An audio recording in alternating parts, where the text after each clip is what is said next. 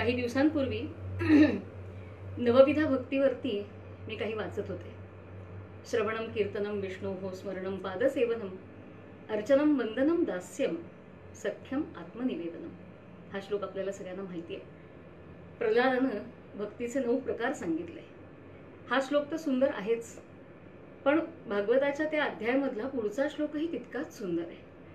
त्याच्यामध्ये प्रल्हाद असं म्हणतात की हे जे 9 प्रकार आहेत भक्तीचे, हे 9 प्रकार जो माणूस आत्मसात करेल खऱ्या अर्थानं, त्याचं अध्ययन उत्तम झालं असं म्हटलं पाहिजे.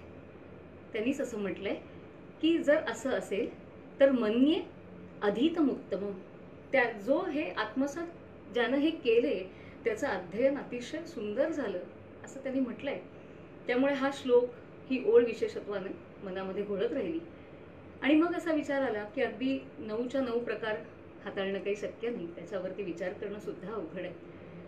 पण मग त्यातल्या काही प्रकारांचा आपण विचार केला तर म्हणजे भक्तीच्या माध्यमातूनच असं नाही, भक्तीसाठी म्हणूनच नाही, तर आपल्या रोजच्या जीवनामध्ये जर आपण त्याचा काही अंगीकार करू शकलो, तर त्याचा काही विचार केला, तर असा एक विचार मनामध्ये आला, एक विचारचक्र गतिमान झालं. आणि त्यातनं मला जे वाटलं किंवा वाटतंय ते आपल्यासमोर ठेवणं, एवढंच फक्त आजच्या बोलण्याचं उद्दिष्ट आहे. आपल्याकडे भारतीय संस्कृतीनं पठण किंवा वाचन ह्यापेक्षा श्रवणाला विशेष महत्त्व दिलेलं आहे.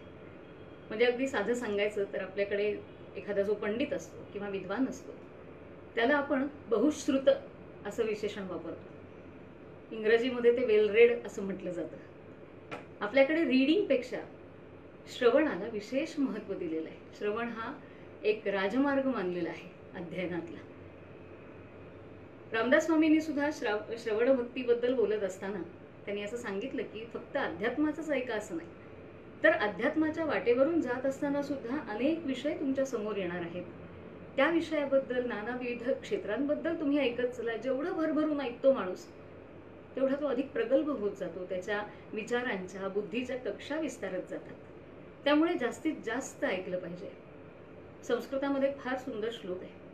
यप पठती लिखती परिपृच्छती पंडितान उपदिशती पंडितान उपास्यति तस्य दिवाकर किरणैहि नलिनी जलमिव विकास्यते बुद्धिः. जो माणूस प्रश्न विचारतो, जो माणूस लिहितो, वाचतो आणि मुख्य म्हणजे पंडितांच्या सहवासामध्ये राहतो, त्याची बुद्धी सकाळ झाल्यानंतर सूर्यप्रकाशामध्ये कमळाचा जसा विस्तार होतो, विकास होतो, त्याप्रमाणे त्याची बुद्धी विकसित होते. कारण तो पंडितांच्या सहवासामध्ये असतो. त्यांचं ऐकणं सुद्धा आपल्या बुद्धीला विस्तारित करत असतं. म्हणून जास्तीत जास्त ऐकलं पाहिजे असं रामदास स्वामी सुद्धा सांगतात.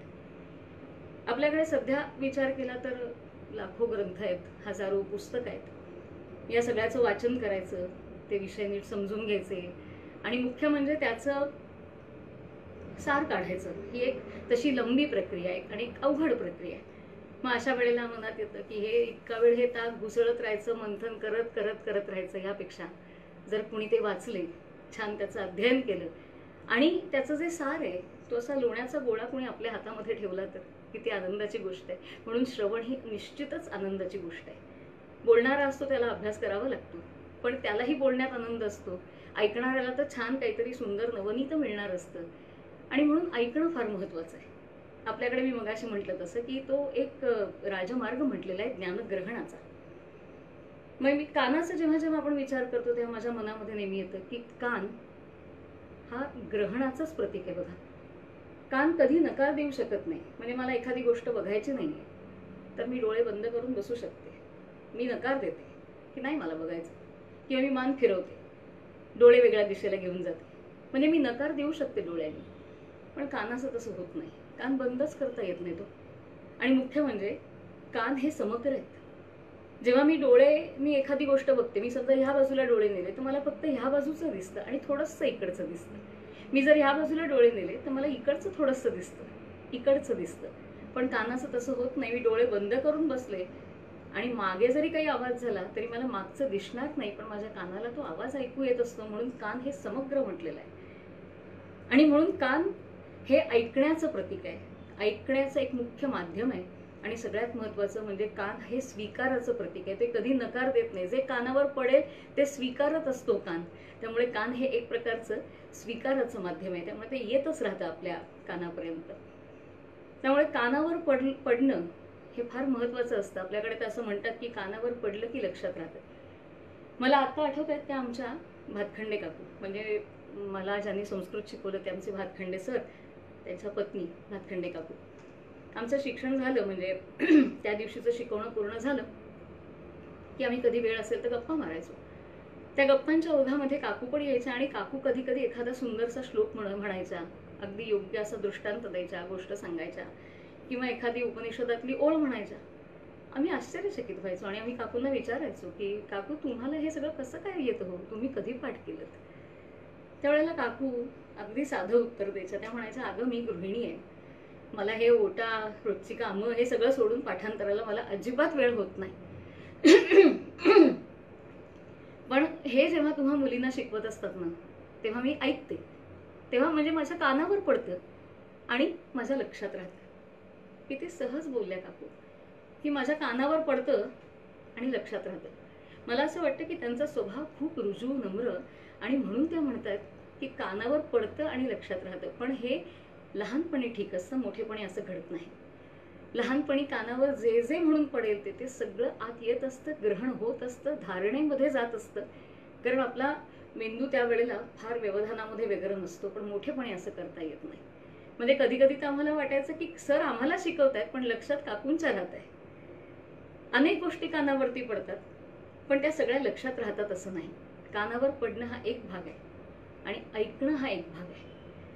म्हणजे आपल्याला जेव्हा इंग्रजी माध्यमात आपण शिकायला सुरुवात करतो 5वी-6वी पासून इंग्रजी एक भाषा म्हणून शिकतो, तेव्हा ऐकणं याच्यासाठी आपण 2 क्रियापदं शिकतो, एक हिअर आणि लिसन. तेव्हा ते आपल्याला समानार्थीच वाटत असतात पण हळूहळू लक्षात येतं की ही समानार्थी नाहीत. भाषेला आपला स्वभाव माहिती आहे आणि म्हणून भाषेनं सुद्धा 2 क्रियापदं दिली त्याच क्रियेला, कारण तिलाही माहिती की आपण कसं ऐकतो नेहमी. आणि म्हणून we hear with ears but we listen with heart. ऐकणं याच्यामध्ये कानावर पडणं नसतं तर ते आतपर्यंत जाऊन ऐकणं असतं. त्यामुळे ऐकण्यामध्ये मुळातच अपेक्षा अशी असते की आपल्या सगळ्या चित्तवृत्ती आपण एकत्र करून ठेवलेल्या आहेत, एकाग्र आणलेल्या आहेत आणि त्याच्यानंतर आपण ऐकायला सुरुवात करतो. खऱ्या अर्थानं श्रवण सुरू होतं. दासबोधामध्ये सुद्धा समर्थ सांगतात की कसं ऐकावं, तर ते स्पष्ट सांगतात, तोडून मनाच्या ओढी श्रवणा बसावे आवडी. पहिलीच अट किती मोठी घातली हो त्यांनी, तोडून मनाच्या ओढी. म्हणजे आपण एका जागी बसलेलो असलो तरी आपलं मन मात्र कधीही आपल्या जवळ असतं असं नाही. एकनाथ महाराज म्हणतात तसं की बैसिले तरी हिंडी ते दाही दिशी. आपण एका जागी असलो तरी मन नेमकं कुठे असेल आता सांगता येत नाही.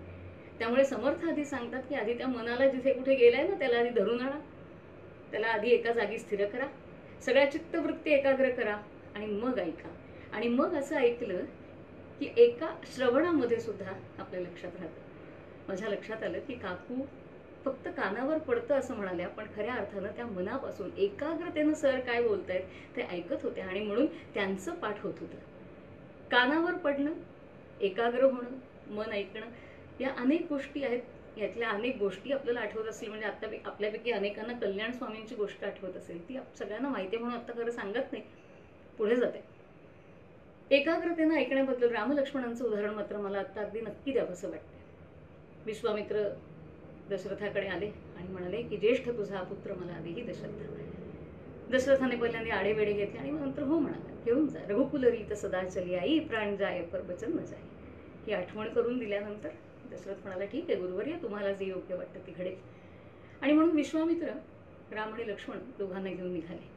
मला इथे ना कौशल्याचं खूप कौतुक वाटतं. म्हणजे आजची आई असते ना आमच्यासारखी तर आधी त्यांना विचारलं असतं की अहो पण त्यांची शाळा, पण इथे मात्र कौशल्यानं तसं विचारलं नाही.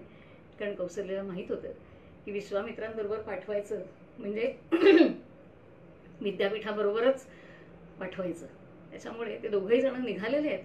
आणि सगळ्यात महत्त्वाचं म्हणजे विश्वामित्रांना ह्याची जाणीव आहे की आपण फक्त 2 मुलांना बरोबर घेऊन चाललेलो नाहीत, तर आपण अयोध्येच्या भावी राजांना आपल्या बरोबर घेतलेलं आहे आणि म्हणून त्यांचं शिक्षण ही आपलीच जबाबदारी आहे. आणि म्हणून विश्वामित्रांनी चालता चालता ज्ञानदान केलेलं आहे. कित्येक कथा रामलक्ष्मणांना सांगितलेत, कित्येक शास्त्रांची चर्चा केलेली आहे, एखादं अस्त्र कसं चालवावं याचं प्रशिक्षण दिलेलं आहे. सातत्यानं ज्ञानदान करत ही मंडळी विश्वामित्र पुढे चाललेले आहेत. आणि रामलक्ष्मणांची गंमत अशी किंवा त्यांचं मोठेपण असं की जेव्हा केव्हा विश्वामित्र काही सांगतायत त्यावेळेला रामलक्ष्मण असं म्हणत नाहीत की गुरुजी जरा थांबा, मी जरा बघतो इथे काही भुर्जपत्र वगैरे आहे का, घेऊन येतो आणि लिहून काढतो.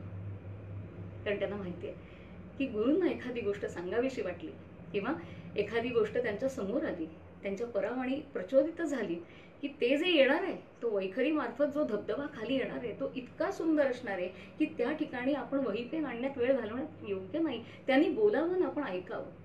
आणि अशा वेळेला राम लक्ष्मण संपूर्ण चित्त एकाग्र करतायत, सगळ्या एक वृत्ती आपल्या कानात एकत्र आणतात आणि विश्वामित्र आपले गुरु काय सांगतात ते ऐकतायत. म्हणजे त्या काळातल्या संस्कृतच्या शैलीत सांगायचं तर आपल्या गुरूंच्या मुखातून येणारं ज्ञानामृत राम आणि लक्ष्मण कर्णांची जणू ओंजळ करून तो रस पितायत. इतकं एकाग्र चित्तानं ते ऐकतायत. आणि जो विद्यार्थी असं एकाग्र चित्तानं ऐकत असतो तो विद्यार्थी गुरुला आवडतोच. म्हणूनच असेल कदाचित रामरक्षेमध्ये विश्वामित्र प्रियश्रुती अशी ओळ येते. विश्वामित्रांचा श्रवणाशी एक संबंध आहे. कदाचित असं म्हणायचं असेल की विश्वामित्रांना प्रिय असणाऱ्या हे रामा, तू माझ्या कानांचंही रक्षण कर, तुझे कान जितके एकाग्रतेनं तुझ्या गुरूंचं सांगणं ऐकत होते ती शक्ती माझ्याही कानांना मिळव, असं कदाचित त्यांना म्हणायचं असेल. पण विश्वामित्रांचा कानाशी संबंध, आणि मला कुठेतरी विचार करताना नेहमी असं वाटतं की जो विश्वाचा मित्र आहे ना, ज्याचा कुणीही शत्रू नाही, त्याचे कान चांगलेच असावे लागतात. चांगलेच म्हणजे पूर्वी एखाद्या गोष्टीचा प्रचार प्रसार कसा व्हायचा, आज आपल्याकडे व्हॉट्सअप सारखी माध्यम आहेत, पण पूर्वी चांगली वाईट गोष्ट, एखाद्याची स्तुती म्हणा किंवा एखाद्याची निंदा म्हणा, हे कसं पोचायचं इकडे तिकडे, तर कर्णोपकरणी जायचं. एकानं दुसऱ्याला, आपणही कान गोष्टी खेळायचो ना लहानपणी, एकानं दुसऱ्याला सांगायचं, दुसऱ्याने तिसऱ्याला सांगायचं. जेव्हा मी एखाद्याची निंदा ऐकते, एखाद्याबद्दल वाईट ऐकते आणि मला ते खरं वाटतं, त्याची मी धारणा जेव्हा करून घेते कुठलीही शहानिशा न करता, तेव्हा माझे कान हलके होतात. आणि असे हलके कान झाले ना की आपल्याला अवतीभोवती शत्रू निर्माण होतातच.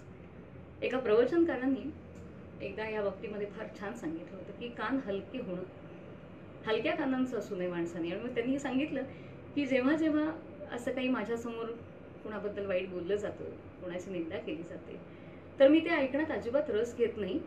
तर उलट पक्षी मी रामचंद्रांना विनंती करतो. कसली विनंती? की रामचंद्रा, तुम्ही माझ्या आत्ता कानाच्या दाराशी येऊन उभे राहा, माझ्या कर्णद्वारांचे तुम्ही द्वारपाल व्हा. म्हणजे यातनं दोन गोष्टी साध्य होतात म्हणाले. कुठली गोष्ट? एक म्हणजे ते माझ्या दाराशी, कानाच्या दाराशी उभे राहिल्यामुळे माझ्या कानांचं वजन वाढतं, म्हणजे माझे कान हलके होत नाही. आणि दुसरी महत्वाची गोष्ट म्हणजे जरी एखादा शब्द चुकार निंदेचा त्यांचंही लक्ष चुकवून जर आज शिरलाच कानामध्ये, तरी सुद्धा तो रामस्पर्शानं पुनित होऊन आतमध्ये येतो आणि त्यामुळे त्याला निंदेचं ते निंदत्व जे असतं, त्याच्यामधलं जो काही निंदनीय भाग असतो तो सगळा कुठच्या कुठे निघून जातो. ही अर्थात त्यांची श्रद्धा.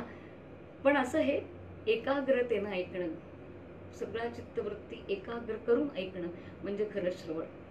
बऱ्याचदा आपण इंग्रजीमध्ये म्हणतो तशा पद्धतीने ऐकतो असं मला वाटतं. आपण म्हणजे आपण सगळेच, की वी टर्न अ डेफ इयर, म्हणजे आपण ऐकतो पण बहिऱ्या कानांनी ऐकतो. म्हणजे कानावर पडतं पण ते आपण आतपर्यंत स्वीकारतो असं नाही.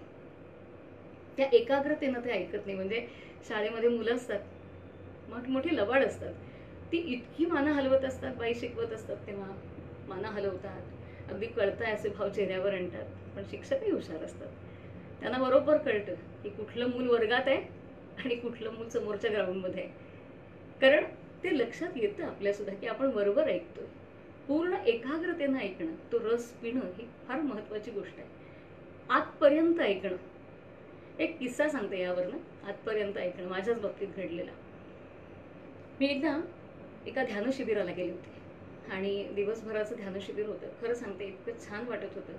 म्हणजे वेगवेगळ्या ध्यान प्रक्रिया दिवसभर चालू होत्या आणि खूप छान वाटत होतं. म्हणजे खरंच तो अनुभव पुन्हा मिळावा अशी माझी इच्छा होती.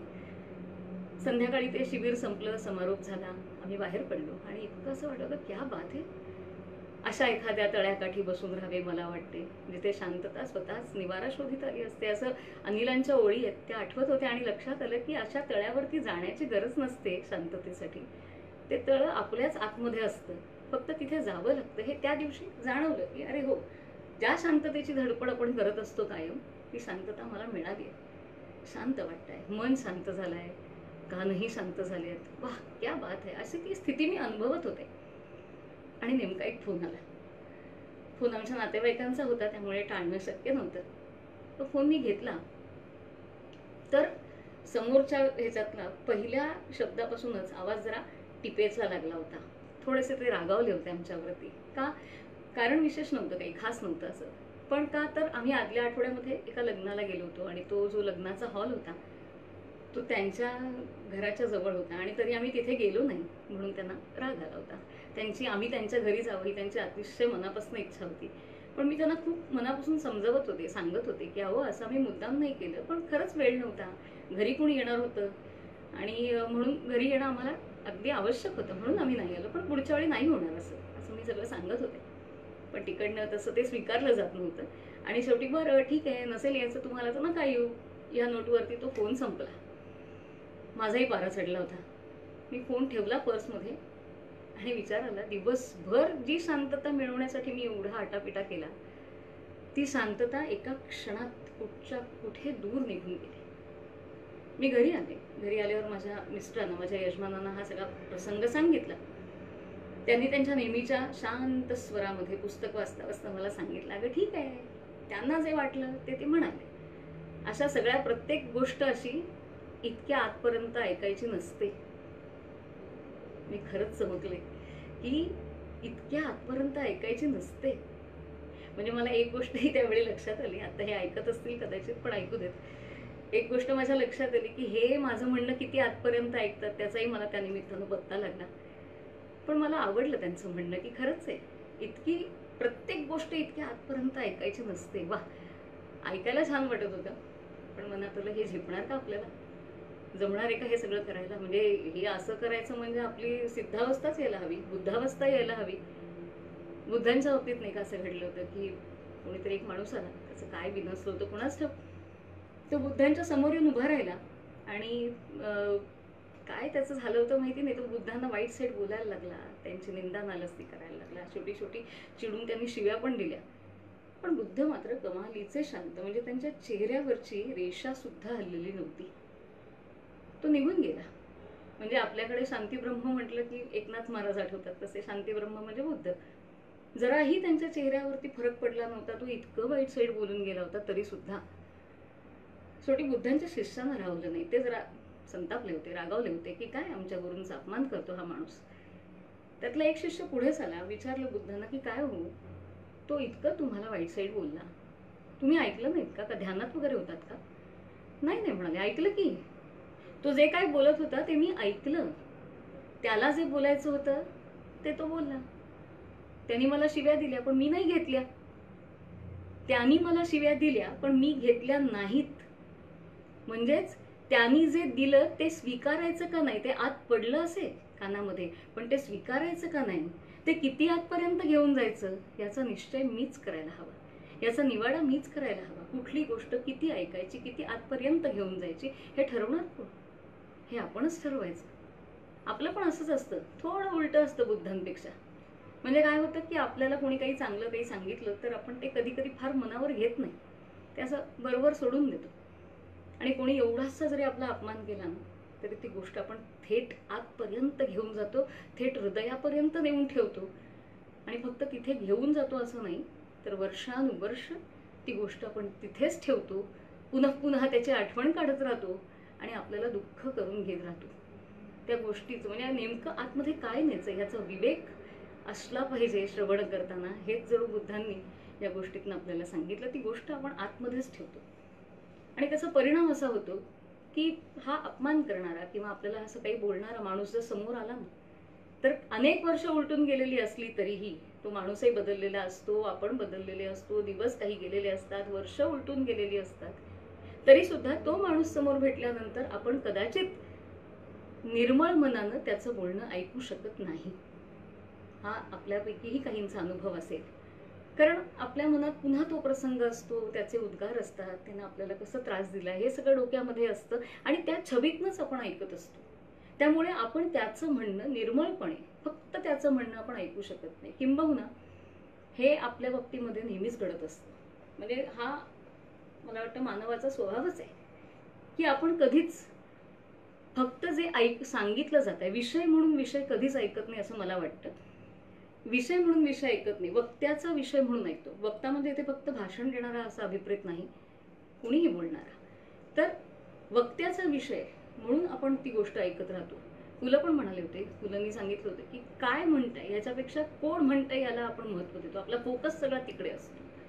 कबीरजी पण म्हणाले होते व्यथित होऊन, जाती न पूछिए साधू की पूछ लीजिए ज्ञान. तो काय सांगतोय ते ऐकूया. पण आपला फोकस बऱ्याचदा कोण बोलतंय ह्याच्याकडे असतं. आणि त्याच्यामुळे आपण जे ऐकतो ते त्या वक्त्याच्या छबीतनं ऐकत असतो. त्यामुळे हे पूर्ण श्रवण होतं का, तर ही मोठी मंडळी म्हणतात की नाही, हे पूर्ण श्रवण नाही. कारण तुम्ही फक्त विषय ऐकत नाही, तुम्ही त्या व्यक्तीला घेऊन ते सगळं ऐकत असता. ज्या क्षणी आपण फक्त विषयाला विषय ऐकायला लागू, त्या क्षणी श्रवणामध्ये पडलेलं ते आपलं पुढचं पाऊल असेल. या प्रक्रियेमध्ये, या कलेमध्ये आपण थोडीशी प्रगती केली असं म्हणायला हरकत नाही. फक्त वक्ता म्हणूनच आपण ऐकतो असं नाही. मला तर कधी कधी असं वाटतं की आपण जेव्हा समोरच्याचं बोलणं ऐकत असतो त्यावेळेला आपण दोन दोन आवाज ऐकतो. म्हणजे आपला आवाज म्हणजे त्याचा आवाज तर ऐकतोच, पण त्याचं ऐकत असताना आपण आपलाही आवाज आतमध्ये ऐकत असतो. कारण आपण त्याच्या बोलण्याला मनातल्या मनात का होईना पण प्रतिक्रिया देत असतो. तटस्थपणे ऐकणं ही अतिशय अवघड गोष्ट आहे, अतिशय अवघड गोष्ट आहे. तटस्थपणे ऐकणं म्हणजे कोरडेपणानं ऐकणं नाही. एखादा माणूस जर आपल्याशी बोलत असेल तर तो आपल्याशी बोलतोय याची दखल आपण घेतलीच पाहिजे. हो का, अच्छा असं झालं, हो हो बरोबर, अच्छा छान की. हे उद्गार आपसुक आपल्या मुखात नाही येतात, हा प्रतिसाद असतो. पण प्रतिसाद आणि प्रतिक्रिया याच्यामध्ये फरक असतो. आपण जेव्हा ऐकतो, म्हणजे हे मी माझ्या अनुभवातनं सांगते असं म्हटलं तरी हरकत नाही, पण असं होतं की आपण समोरच्याचं जेव्हा ऐकतो त्यावेळेला आपल्या मनातही विचार चालू असतो. किंबहुना आपण तो जे म्हणतोय ते आपल्याला हवं तसं इंटरप्रिट करून घेतो. त्याचं इंटरप्रिटेशन आपल्या मनामध्ये अखंड चालू असतं आणि म्हणून त्याच्या आवाजाच्या जोडीला आपलाही न ऐकू येणारा पण मनाला ऐकू येणारा आवाज अखंड चालू असतो. सतत बोलत असतो आपण आपल्या आत सुद्धा, ऐकताना सुद्धा. जय कृष्णमूर्तींचं एक फार सुंदर वाक्य ह्याच्यावरती. जय कृष्णमूर्ती असं म्हणतात की we listen what we want to listen and not what is being said. आपल्याला जे हवं ते आपण ऐकतो, त्या पद्धतीने ते ऐकतो, त्याचा सारांश आपण तसा काढून घेतो. पण जे खरं सांगितलं जात आहे किंवा जे मूळ सांगितलं जात आहे ते आपण पटकन ऐकत नाही. कारण प्रतिक्रिया देणं हा आपला स्वभाव असतो. तात्काळ प्रतिक्रिया देणं हा आपला स्वभाव असतो. म्हणजे सध्याच्या काळातलं उदाहरण सांगायचं तर एखाद्या पक्षाची बाजू एखादा माणूस मांडायला लागला, मी नावं घेत नाही, पण एखाद्या पक्षाची बाजू एखादा माणूस जर मांडायला लागला तर त्याच्या विरोधी पक्षातला माणूस तात्काळ त्याच्यावरती प्रतिक्रिया देतो. तो हा माणूस काय म्हणतोय हे ऐकायला तो थांबत नाही, तो ताबडतोब प्रतिक्रिया देतो. किंवा 9, 9:30च्या दरम्यान ज्या चर्चा चालू असतात टीव्हीवरती, विषय सुरू होतो, बोलणं सुरू होतं आणि ताबडतोब एखाद्या माणसाची प्रतिक्रिया येते. त्या प्रतिक्रियेला दुसऱ्याची प्रतिक्रिया, त्याला तिसऱ्याची प्रतिक्रिया करता करता करता करता असं लक्षात येतं सरते शेवटी 1 तासांनी की आपल्या हातामध्ये फक्त प्रतिक्रिया आलेल्या आहेत. तो विचार पुढे गेलाच नाही, तो मुद्दा पुढे गेलाच नाही, पुढे मांडलाच गेला नाही तो विचार, फक्त प्रतिक्रिया चालू राहिली, उत्तर आपल्या हातात आलंच नाही. हे असंख्य वेळेला आपल्या चर्चा ऐकताना लक्षात येतं. कधी कधी तर मला असं वाटतं की त्या अँकरला तो विषय पुढे न्यायचाच नसतो बहुतेक, यांना झुंजवत ठेवण्यातच त्याची मजा असते बहुतेक त्याला. पण होतं असं की प्रतिक्रियांवर प्रतिक्रिया, प्रतिक्रियांवर प्रतिक्रिया, कारण आपण मूळ मुद्दा काय, समोरच्याला काय म्हणायचे ते ऐकून घेतच नाही. आपण ताबडतोब आपलं म्हणणं मांडायला लागतो. मी एक अगदी खरं उदाहरण सांगू का. काही दिवसांपूर्वी FB लाईव्ह वरती माझा एक मित्र आला होता. गायक आहे तो आणि त्यांनी छान तानपुरा लावला आणि सुरुवात केली, हळूहळू सुरुवात केली. काही मिनिटं झाली नाहीत, तो खालून प्रतिक्रिया सुरुवात की हा बात है, एक्सलंट, नंबर 1, कमाल वगैरे. छान आहे, म्हणजे प्रतिक्रिया मिळायला हव्यातच. पण क्षणभरासाठी मला असं वाटलं की अरे ती बढत जरा पूर्ण होते, तो काय गातोय, तो कुठली बंदिश गाणार आहे, आपण थोडं ऐकूया ना. ऐकल्याबरोबर माझी कदाचित आपल्याला घाई असते पुढच्या पोस्टपर्यंत पोहोचण्याची, पण ऐकल्यानंतर काही क्षण ते नेमकं काय चालू आहे हे घेण्यासाठी काही वेळ द्यायला हवा ना. जेव्हा पाऊस पडतो आकाशातून त्यावेळेला ताबडतोब ते पाणी मुरत नाही, थोडा वेळ जातोच ना. ते पाणी झिरपायला वेळ जातोच. तसंच होतं की आपण ऐकल्यानंतर एखादा माणूस काय म्हणतोय, गाण्याचं ठीक आहे, सा लागल्याबरोबर दाद आलीच पाहिजे, ती आली नाही तर समोरचा अरसिक आहे म्हणायला हरकत नाही, पण निदान विचार चालू असतात, काही गहन चर्चा चालू असते. अशा वेळेला तरी समोरचा माणूस नेमका काय म्हणतो, त्याचं म्हणणं काय, त्याचा विचार कुठल्या बाजूने झालेला आहे, त्याचा कल कुठे आहे, तो किती वरपर्यंत विचार करू शकतोय, या सगळ्या गोष्टींचा विचार करताना ह्या सगळ्या गोष्टी आधी शांतपणे ऐकून घ्याव्या लागतात आणि मग आपलं मत मांडलं तर कदाचित त्याला एक योग्य दिशा मिळते. त्यामुळे ह्या सगळ्या गोष्टींमध्ये एक गोष्ट नक्की की श्रवण होत असताना प्रतिक्रिया न देता ते श्रवण करणं. मला आता बिरबलाची गोष्ट आठवते. आपल्यापैकी सगळ्यांना माहिती आहे ती गोष्ट, पण तरी पुन्हा प्रत्ययाचा आनंद म्हणून सांगते. बिरबल आणि अकबराकडे एकदा 3 मूर्ती येतात आणि तिन्ही वरकरणी अतिशय सुंदर असतात आणि अतिशय सारख्या असतात, म्हणजे अगदी समान. तर अकबर म्हणतो परीक्षा घेऊया बिरबलाची, आणि म्हणून अकबर बिरबलाला बोलवतो, त्या 3 मूर्ती दाखवतो आणि म्हणतो बिरबला, मला असं वाटतं की ह्या मूर्ती जरी सगळी समान दिसत असल्या, सारख्या दिसत असल्या, तरी सुद्धा त्यांच्यामध्ये काहीतरी फरक आहे बाबा, मला नाही कळत आहे, बघशील का, जरा शोधून सांगशील. बिरबल म्हणतो हो नक्कीच, खावीन, तुम्हाला असं वाटतंय ना, मग नक्कीच काहीतरी फरक असेल. वरकरणी समान असणाऱ्या वस्तू आहेत, अगदी सारख्या दिसणाऱ्या मूर्ती आहेत, आणि तरीही फरक असेल तर मग तो अंतरंगातलाच असला पाहिजे, हे बिरबलाच्या लक्षात येतं. थोडा वेळ विचार करतो बिरबल आणि म्हणतो की खावीन, मला एक तार मिळेल का. हो, तार दिली जाते. आणि बिरबल पहिल्यांदा एका मूर्तीच्या कानामध्ये तार घालतो, ती तार दुसऱ्या बाजूने बाहेर येते. दुसऱ्या मूर्तीच्या कानात तार घालतो, ती तार तोंडातून बाहेर येते त्या मूर्तीच्या. तिसऱ्या मूर्तीच्या कानात तार घालतो, ती तार मात्र आतपर्यंत जाते. बिरबल हसतो आणि म्हणतो खावीन, मला फरक समजला. या 3 मूर्ती वरकरणी जरी सारख्या दिसत असल्या तरी सुद्धा त्यांच्यामध्ये फरक आहे. तुम्ही म्हणता ते अगदी बरोबर आहे, यांच्यामध्ये फरक आहे. आणि हा फरक कसला आहे तर यांच्या श्रवणाचा फरक आहे. हे 3 वेगळ्या वेगळ्या प्रकारचे श्रोते आहेत म्हणतो बिरबल. पहिल्याला मी इथून घातल्याबरोबर त्यांनी इकडनं ते सगळं सोडून दिलं, नळी फुंकिली सोनारे, इकडून तिकडे गेले वारे. दुसरा जो आहे त्याला मी इथे तार घातल्या क्षणी इथून तार बाहेर आलेली आहे, म्हणजे ऐकल्या बरोबर त्याचे स्वतःचे विचार, त्याची प्रतिक्रिया तिथून आलेली आहे. पण तिसरा आहे ना, तो जरा वेगळा आहे म्हणाले श्रोता. त्याला इथे तार घातल्यानंतर ती आतपर्यंत गेलेली आहे, म्हणजे त्यांनी आतपर्यंत जाऊ दिलेलं आहे जे आलंय ते ऐकण्यात. थोडक्यात थोडासा वेळ, म्हणजे जे कानावर पडलं ते हृदयात न्यायचं का मस्तकापर्यंत न्यायचं, बुद्धीपर्यंत न्यायचं, हेही ठरवावं लागतं. आणि ते ठरवायला थोडा तरी वेळ द्यावा लागतो. म्हणजेच थोडक्यात हे श्रवण किती अवघड आहे, जे संत मंडळी म्हणतायत की श्रवण पहिलं म्हणून श्रवण भक्ती सांगितली आहे. दुसरी कुठलीही भक्ती येऊ शकली असती ना, ती काही फक्त अनुष्टुप छंदात तो श्लोक बसावा म्हणून म्हटलेलं नाही. पहिली श्रवण भक्ती सांगितली कारण पहिल्यांदा सगळी मनाची जी इकडे तिकडे धावपळ चालली आहे ती स्तब्ध झाली पाहिजे, स्थिर झाली पाहिजे. ते मन एका जागी स्थिर झालं पाहिजे, ही पहिली अवस्था. मग शांत चित्तानं ऐकलं पाहिजे, ही दुसरी अवस्था. तिसरी अवस्था, जे ऐकतोय ते फक्त विषयापुरतं ऐकणं, विषय म्हणून ते स्वीकारणं, ही तिसरी अवस्था. चौथी पायरी तटस्थपणे ऐकणं. आणि 5वी अतिशय महत्वाची पायरी म्हणजे हे ऐकत असताना, हे श्रवण करत असताना हळूहळू सार काढणं त्या विषयातलं, ही मला वाटतं या श्रवण कलेतली सगळ्यात वरची पायरी. Listening is an art. खरंच आहे. आपण ऐकताना जेव्हा ह्या सगळ्या गोष्टींचं, म्हणजे आता मी तुम्हाला म्हटलं तसं की गेले काही दिवस मी ह्याच विषयावर विचार करते, श्रवणावरती. म्हणजे ते भक्तीत श्रवणम कीर्तनम विष्णू सुरू झालं, ते हा विचार चालू असताना असं वाटलं की किती इतके दिवस किती सहज घेत होतो आपण ही प्रक्रिया, ऐकणं फक्त.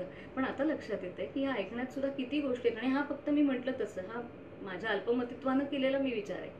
आपण ह्याच्याहून आणखीन वेगळा विचार केला असेल, जे जे काही आठवावे ते पूर्वीचं तयासी ठावे, याची पूर्ण कल्पना आहे मला.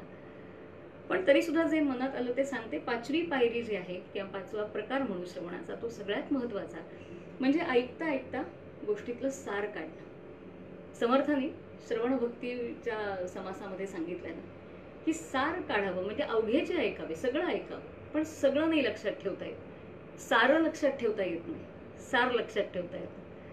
शब्द चल थोडासा. त्यामुळे सार लक्षात ठेवा. तेही म्हणतात की सार शोधून घ्यावं. याच्यात नेमकं काय म्हणायचं बाबा ह्या माणसाला, त्याचा गोषवारा काय.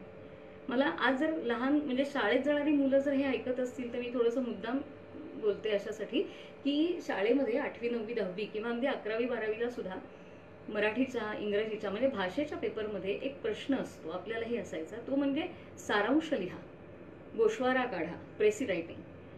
आपण शाळेमध्ये असताना हे सगळं किती वेगळ्या दृष्टीतनं पाहत असतो ना या सगळ्याकडे, की किती मार्क मिळतील, 5 मार्कांचं आहे, अरे हे काय उगाच आपले प्रश्न, असे असंख्य विचार मनात येतात.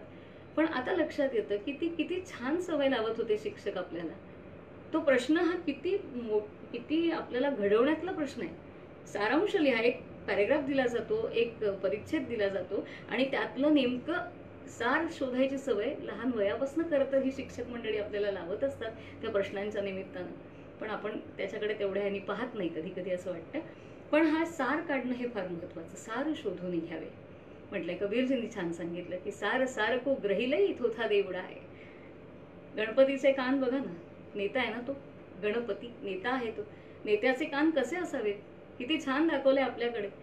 फक्त कथा नाहीये ती, ते प्रतीक आहे आपल्या भारतीय संस्कृतीने दिलेलं, की त्याचे कान मोठे चांगले सुपासारखे कान आहेत. का? कारण नेता दिवसभर इतक्या लोकांचं ऐकणार आहे आणि तो जर सगळं साठवत गेला तर काय अवस्था होईल त्याची. मुळात काय घ्यावं आणि काय टाकावं हे त्याच्या लक्षात येणार नाही. आणि म्हणून त्याचे कान सुपासारखे असावेत. गणपतीच्या माध्यमातून सांगितलंय सार सार को ग्रहिलई थोथा देवडा आहे. जे सार आहे, जे सत्व आहे तेवढं फक्त स्वतःपाशी ठेवा, बाकी जाऊ देत ना फोलपट उडून. सगळं निघून जे नकोय महत्वाचं ते बाजूला राहिलं तरी चालेल. शेवटी त्यातलं महत्वाचा मुद्दा काय, ते लोणी महत्वाचं आहे. ते लोणी काढणं, ते सार काढणं, नवनीत काढणं हे महत्वाचं. म्हणजे काही वेळेला कसं होतं की आपण एखाद्या वक्त्याच्या भाषणाला जातो आणि ते सगळं ऐकताना आपण एवढे प्रभावित होतो, म्हणजे असे काही वेळेला असं चढतं ते सगळं आपल्या अंगावर. आणि आपण घरी येतो, घरची मंडळी विचारतात कसं होतं, आपण काय बोललेत ते. मला असं आता वाटायला लागलं हा सगळा विचार झाल्यानंतर की काय बोललेत ते हे जोपर्यंत वाक्य उद्गारवाचकामध्ये असतं ना, उद्गारवाचक चिन्हामध्ये, तोपर्यंत आपण सुरक्षित असतो. काय बोललेत ते हे उद्गारवाचक चिन्ह जाऊन जेव्हा तिथे प्रश्नचिन्ह येतं तेव्हा आपली पंचायत होते खरं तर. म्हणजे काय बोललेत ते हे उद्गारवाचक, काय बोललेत ते असा प्रश्न कोणी आपल्याला विचारला की मग आपली पंचायत होते. 1.5 तासाचं व्याख्यान, 1 तासाचं व्याख्यान आपण ऐकून येतो, पण आपल्याला 4 मुद्दे त्यातले काही काढून देता येतात असं होत नाही.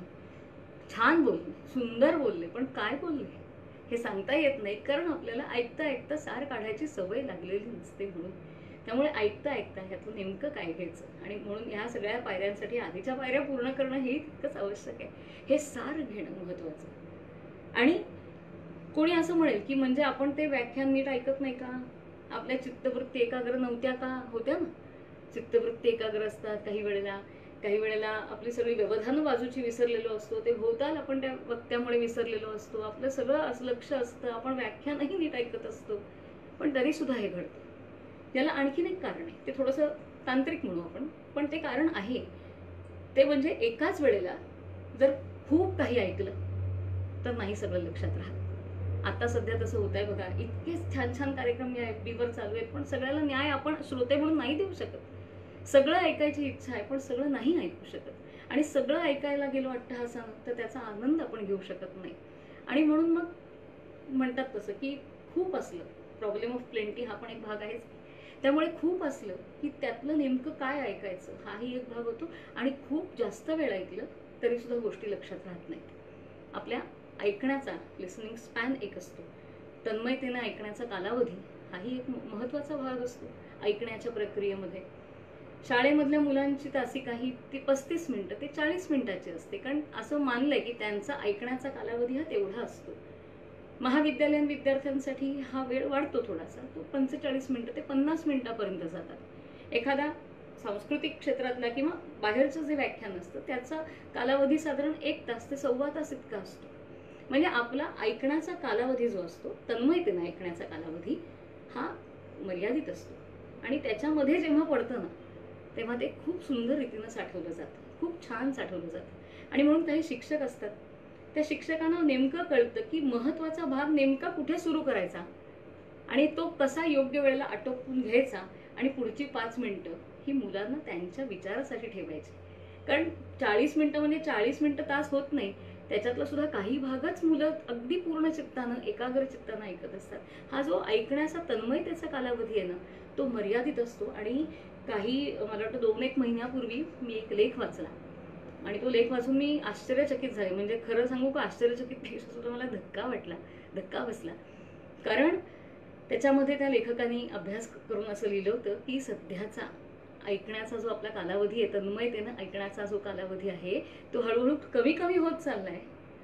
आणि तो किती मिनिटांपर्यंत आलाय, तर तो 7 मिनिटांपर्यंत अवघ्या आलेला आहे. मनात आलं, हे खरं आहे का? 7 मिनिटांपर्यंत. आणि मग लक्षात आलं आहे असू शकेल. कारण बघा ना, यूट्यूबवरती 10 मिनिटाचा व्हिडिओ हा जास्त पाहिला जातो असंही एकाने अभ्यास करून सांगितलं.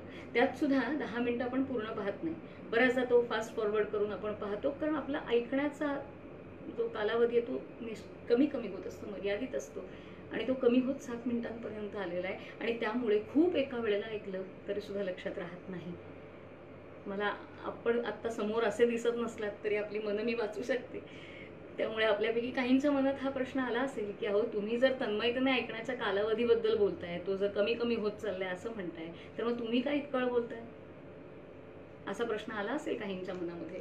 पण मी त्याचं उत्तर नक्की देईन की याच्यामध्ये माझा दोष नाही. का?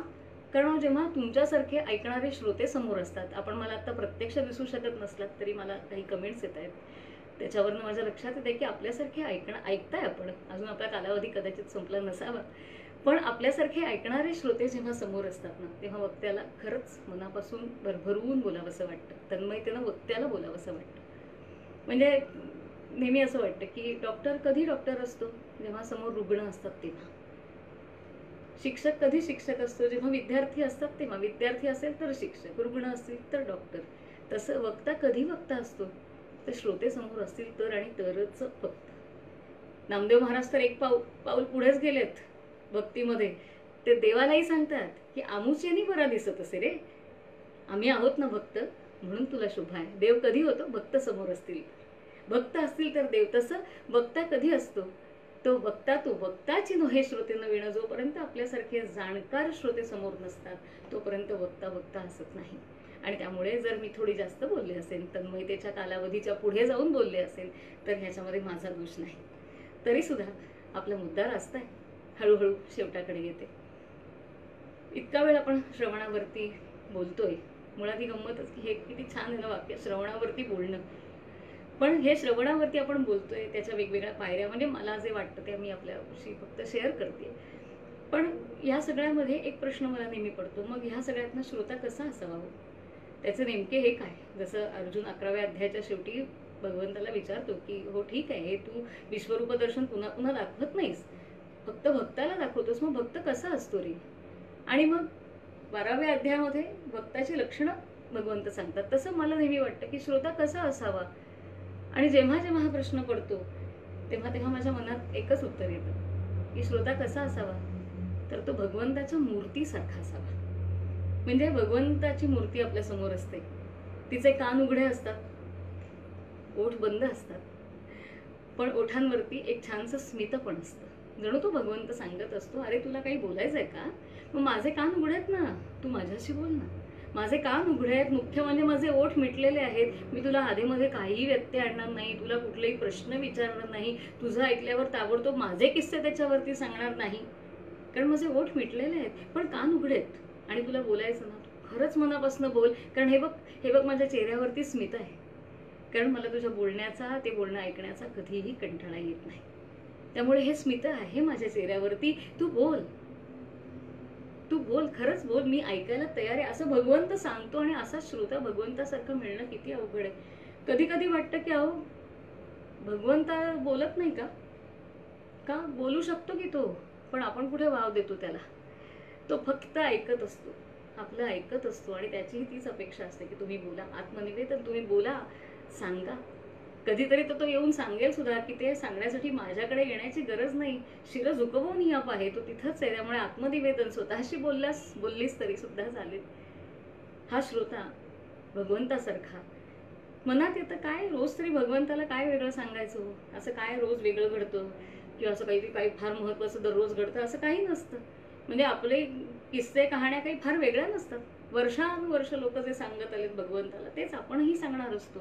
काय वेगळं तरी आपण रोज सांगणार हो त्याला, पण तरी सुद्धा सांगावंसं वाटतं कारण कोणीतरी समोर ऐकणारं असतं म्हणून सांगावंसं वाटतं.